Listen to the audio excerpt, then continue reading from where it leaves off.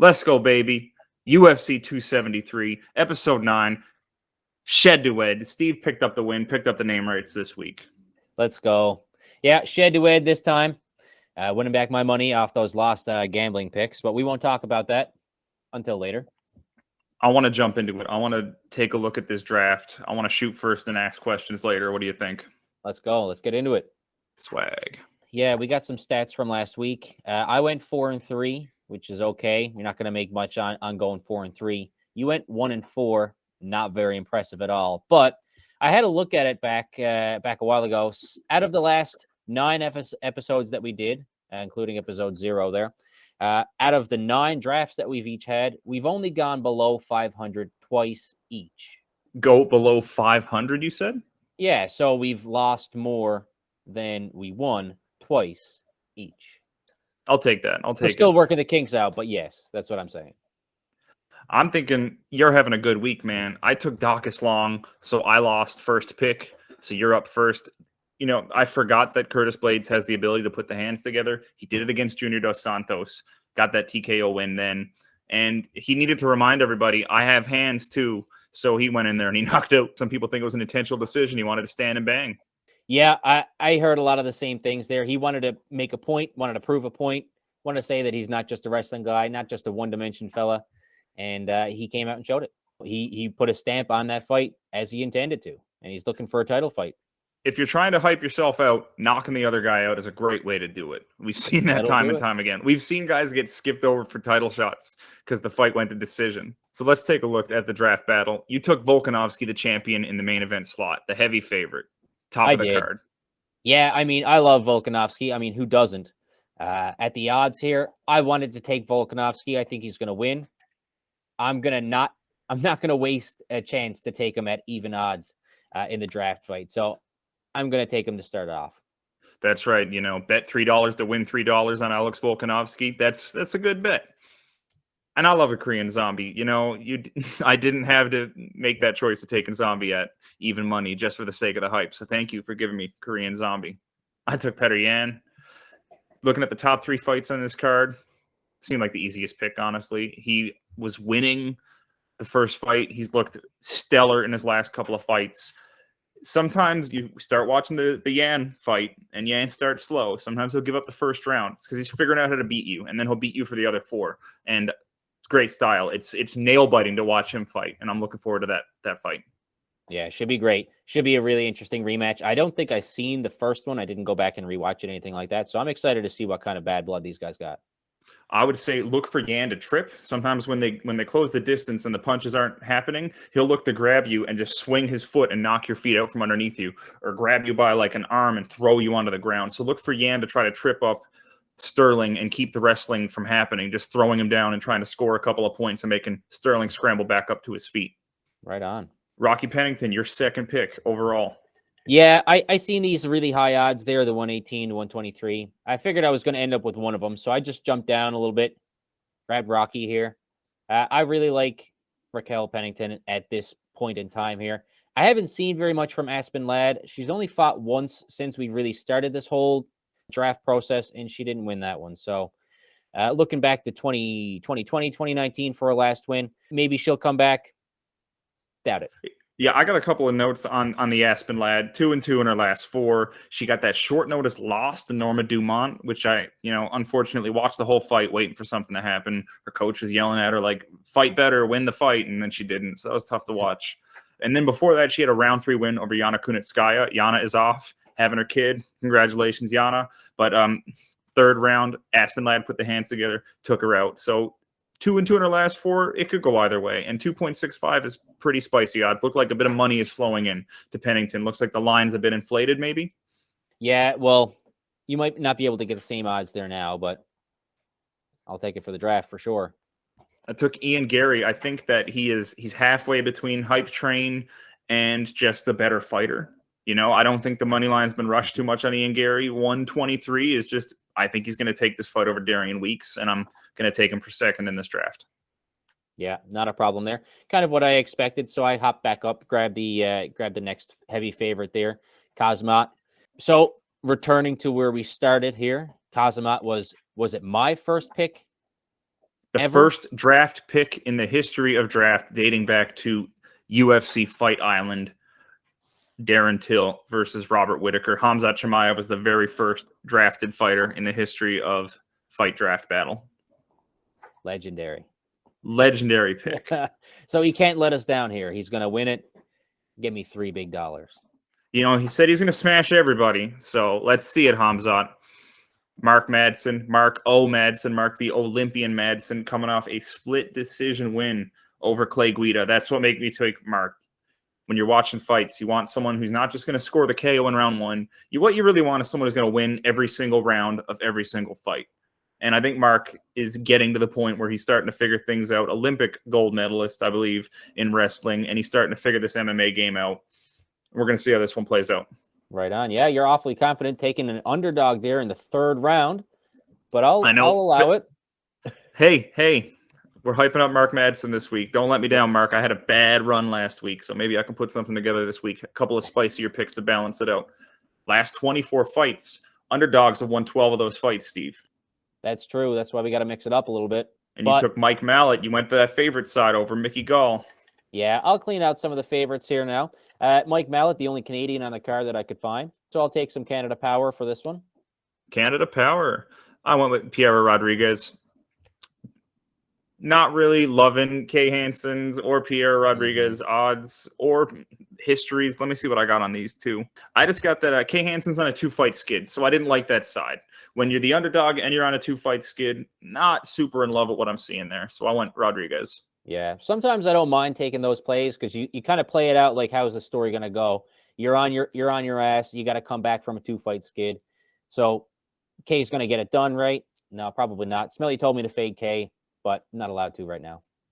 Julio, you took Julio.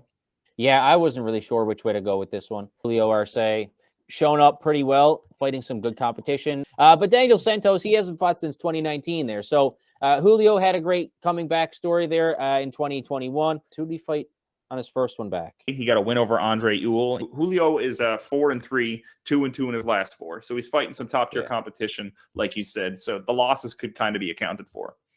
Yeah, that's pretty much it. Like he came back, knocked out Andre Ewell in the second round there, but then he lost to Yadong Song.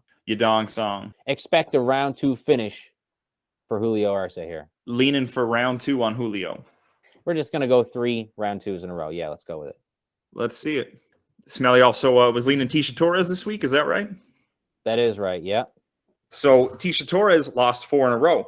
Marina Rodriguez, Zhang Weili, Andrade, and Joanna Jędrzejczyk. Those are some top-tier competition. Tisha is 3-0 since 2020. So after that 4-fight skid, she's on a 3-fight streak. Things can go either way. Maybe she's a little rebirth, Tisha 2.0 we might see this week. Yeah, well, there we go. But I took Mackenzie Dern, so whatever. I think that the fight with Marina Rodriguez, the loss, they say sometimes you learn more from your losses than your wins. Again, trying to pick a fighter after they've had a loss. Do you want to start building the narrative? Is this the first loss of a skid, or is this a learning experience where they're going to get back on the bike and get back to winning some fights? Jared Vanderaa, I was steering clear of this pick after my missed pick. I took Jared over, what's his face? The Pitbull, Arlovsky. Yeah, is this even considered short notice anymore? Because Vanderaa took it up a couple of weeks ago when somebody dropped out of the Olenek fight. But now he's had 2 weeks to prepare for it. Vanderaa, well, no, it's short notice because Latifi was matched up with Olenek last week, and Latifi pulled out due to illness. So they pulled Vanderaa off the bench and said, "Go fight Alexi." Yeah, well, you know what? I wouldn't be complaining too much if I was Jared there. He kind of had an embarrassing showing last fight here. We thought that he was going to be a live dog. He didn't show up very much at all. But I think there's going to be a fire lit under his ass this time. He's got to come out swinging. He's got to come out and show something better than what he put on tape last time. So I think he's going to try and really put the gears to Alexi on this one. You know, you kind of touched on it with the fire under his ass. They handed him a 40-plus Alexi Olenek on a 3-fight skid. He's 1-3 in the UFC. This is a must-win fight for Jared Vanderaa. Absolutely. Marcin Tybura. Tybura's coming off a loss to Volkov, which kind of tilts him on that dog side, but he's fought some elite competition and won all those other fights. I believe he was on a 5-fight streak before facing Volkov.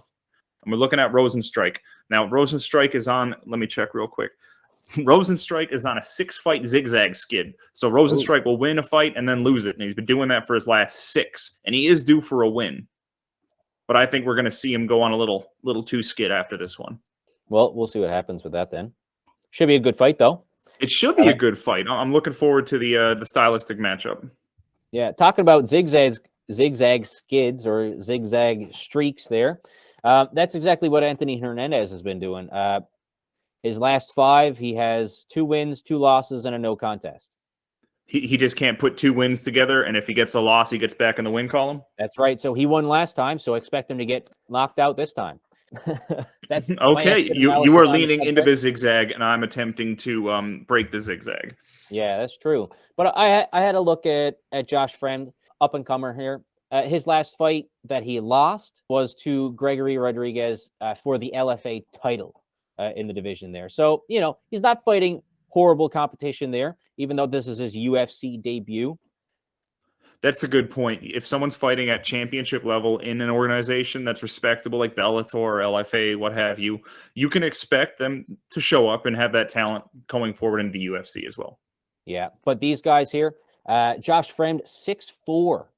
You'd expect him to have a big reach advantage, but Anthony Hernandez still has, I think he's 6 foot, only has like 1.5-inch reach disadvantage, 76.5 to 75 reach. I think Josh is going to try and play with the reach a lot. Anthony Hernandez likes to get in, get dirty, throw some combos in there.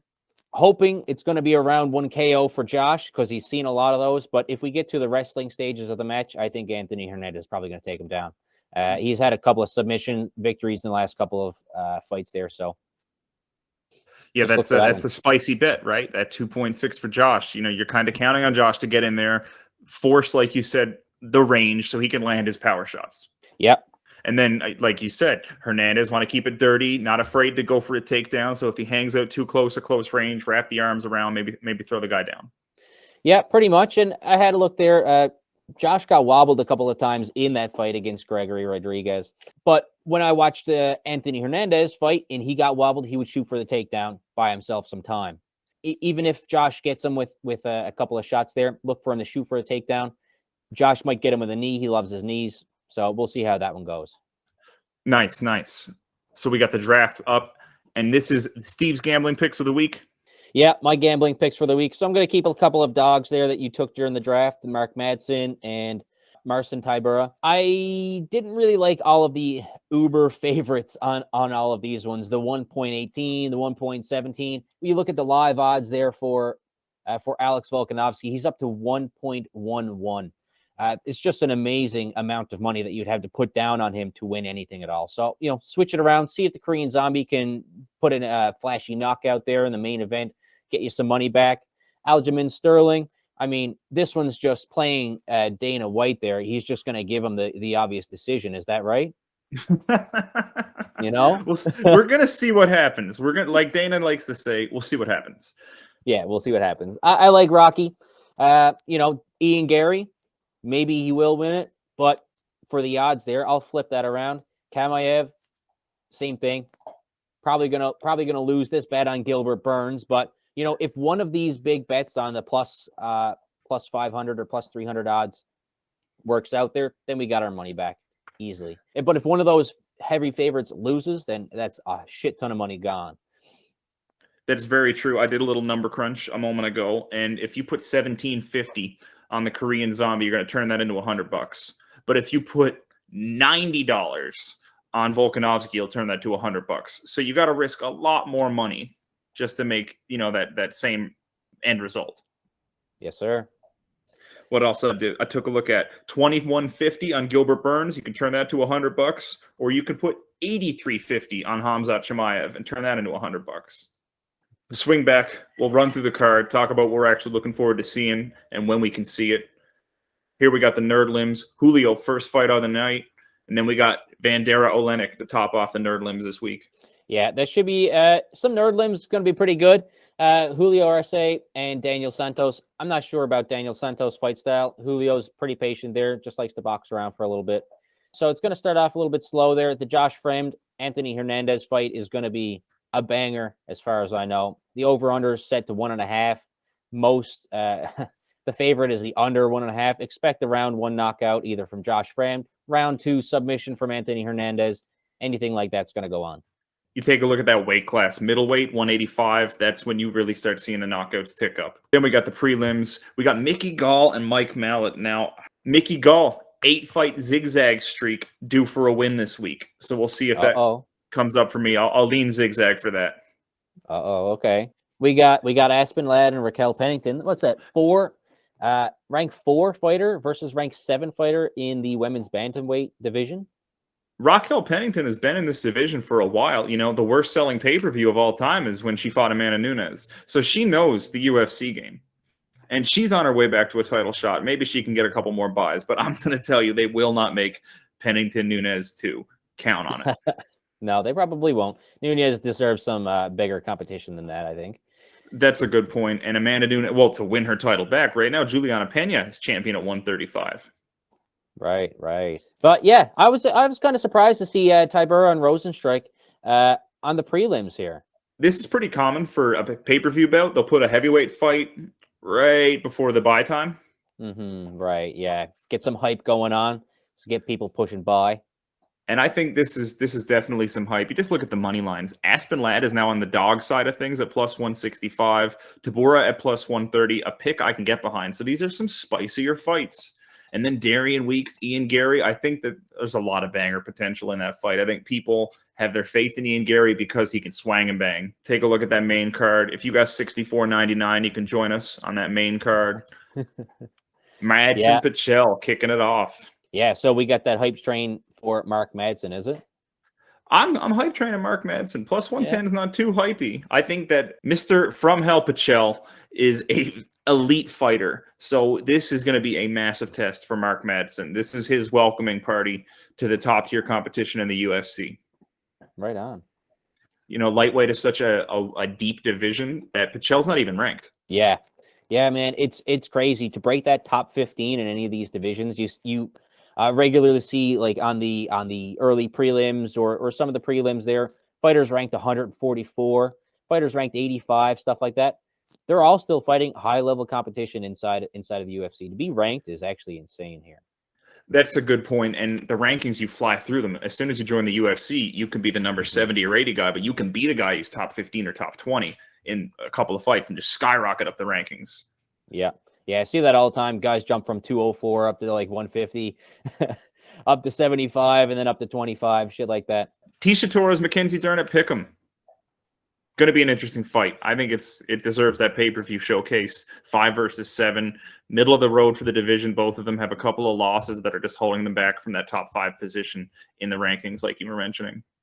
Yeah, well, it's a big fight for either one of them. So whoever wins this fight is going to be rewarded pretty much with a good fight next time. Probably a shot at a higher ranking there, at a high-level fighter. I love Khamzat Chimaev versus Gilbert Burns. I'm very excited about this fight. Chimaev, number 11, coming up against Gilbert Burns, number 2 in the division. Gilbert lost against the champ and then beat back Wonder Boy, and then just is holding steady in that top 3 of that division. And he says, you know what? Bring on Khamzat Chimaev. I'll take him. I'll stop this hype train dead in its tracks. And of course, if you're riding the hype train, you're riding the hype train, baby. Khamzat Chimaev. Yeah, rank 11 at minus 510 against rank number 2. There must be something going on here, right? What's going on? A lot of it is the money line getting flooded, right? We're going to see a lot of action on this card. We got the week off. I don't know if there's any other major sporting events going on. A lot of things are wrapping up. People are going to be tuning into this fight. And a lot of people are already tuning in with their wallets and pushing the money line heavier on these favorites. What else we got here? We got two mains. We got the 2 mains. We got the 2 title fight card. Sterling Yan 2. Sterling looking to defend his title from Petr Yan. This is one of the rare cases where the champion is an underdog. Yeah. But not really surprising given the circumstances regarding that. Correcto. That main event, Chan Sung Jung and Volkanovski. Now, we can account for a little bit of this money line being an issue. Volkanovski and Chan Sung Jung have both faced Jose Aldo. Chan Sung Jung lost that fight. Volkanovski won that fight. And they both fought Brian Ortega. Chan Sung Jung lost that fight. Volkanovski won that fight. So the MMA math is there. When you have common opponents like that, It's a bad look when one guy's beating and the other guy's losing against them. Yep. Not a problem there for the Korean Zombie, because he's going to come out and he's going to do some wild shit, and he's just going to knock out Alexander Volkanovski somehow. Is he? I think Well, that people are counting Chan Sung Jung out of this fight. I think the money line is absolutely flooded at Oh, it's minus crazy. 720 on Volkanovski right now. Completely blown out. There's no value there. No, it's not even worth taking on a parlay. Not even like if you take the Petr Yan and Alexander Volkanovski parlay, it'll pay out like 1.32, 1.35 odds. It's not even worth taking pretty much. So if you're going to bet on the fight, you might as well bet for some action. Might as well bet for the Korean Zombie, for a flashy knockout, for something crazy to go on there, right? Yeah, I think Chan Sung Jung, he gets criticized for being flat-footed, but he lands punches that put people down. He put down Frankie Edgar, did it to Renato Moicano. Thing is, Volkanovski's not been put down like that. So again, you're trying to bet on something that hasn't happened before in a Chan Sung Jung KO. That's true too. Yeah, Alexander Volkanovski is just a beast. Certainly, he's got the wrestling. Now, Chan Sung Jung's at black belt in jiu-jitsu, but Volkanovski is like more of a strong wrestler type, and we've seen wrestling shut down jiu-jitsu players in the past. We saw Clay Guida take out Leonardo Santos very recently, for example. Yeah, so this is what we had to look at last week. First bit of bet tracking and having a look at all this here. So we had Jennifer Maia, heavy underdog, lost. We had Chris Daukaus, heavy underdog, lost. No real surprise there. Kai Kara France saving my week there with the heavy underdog win. The parlay of the week that I stated there, Neil Magny and Alexa Grasso, that one came through. Two of them were pretty heavy odds, so we parlayed them together. Batgirl Dana kind of ruined me a little bit there. I had to bet 1 3/4 units on this one. Sarah McMahon came in as we thought there. Good underdog bet on that one. And then we just lost the slew of them. So last week was a pretty tough one. It was 6-6 out of 12 fights, 6 underdogs, 6 favorites. We went through our draft battle. We took every single favorite. So if we had kept everything the same, wouldn't have really been any better off there. Switched a couple of things around. Just turns out that we switched a lot of the wrong ones. Yeah, so not great results 2 weeks ago there. You can see that I lost 4.8 units. Unit size, I'm going to set to $5 there. So I lost a total of $24 on the bets. But we'll swing that around again. I'll lay another $50 on the line, and we'll see if I can come out with some profit on this big pay-per-view card. When you start betting every fight like this and you start taking these spicier picks, it becomes a bit of a more interesting, intriguing game as well. You take Kai Kara France and a bet like that hits. It's a very, very exciting time, right? Yeah, it's kind of funny when I'm doing my bet method there. So even though he was 3.6 odds, I just put a little tiny bit on Kai Kara France there. So you can tell that I only lost 0.3 units on Jennifer Maia and Chris Daukaus each. I would have only probably lost like 0.4 units on Kai Kara France, but he came through when we won full unit there. That's kind of how that works. Batgirl Dana, all the other favorites there that lost, I lost $850 on a couple of those there. You can see how the unit betting works out there. That sounds good. The numbers really speak for themselves. They're very clear. Thank you, Steve. Yeah, so that's why we're running with some super high underdogs on these ones, 5.2, 4.5. And I am pretty confident in Raquel Pennington, Mike Mallet, Julio Arce. I think they're going to be worth throwing the $8 or $10 down on. This is the season finale of season 1. We're going to come back for episode 10 for Chito Vera taking on Rob Font in the main event. And I believe that is April 30th. We're going to take the next 2 cards off. That's going to be Amanda Lemos versus Jessica Andrade and the rematch of Bilal Muhammad and Vicente Luque. Great fights. We're just taking Easter break here at Shed2Ed, and we'll be back for episode 10 at the end of the month. Oh, we'll get the dog in the video. We'll get the dog in for the season finale. Yeah, what the dog doing? What the dog doing? He's just finishing up his bone. Oh. Hey, buddy. It's going to be a great night of fights. You don't realize how much you missed it. You get that week off. You're like, I really missed it Saturday. So we're back, baby. Oh, man, definitely. Pretty hyped up. This is going to be a big pay-per-view. Don't try to stream it. Dana's going to be all over your ass, man. Oh, yeah, I wouldn't know anything about piracy, but I would hazard a guess that a more popular card is going to be harder to find an easy stream. Yeah, pretty much. Okay, see you in 3 weeks for Chito Vera taking on Rob Font. Hopefully that fight doesn't get canceled, or else this is going to sound very out of date. Yeah, see you in 3 weeks when it's still called Shed2Ed, baby.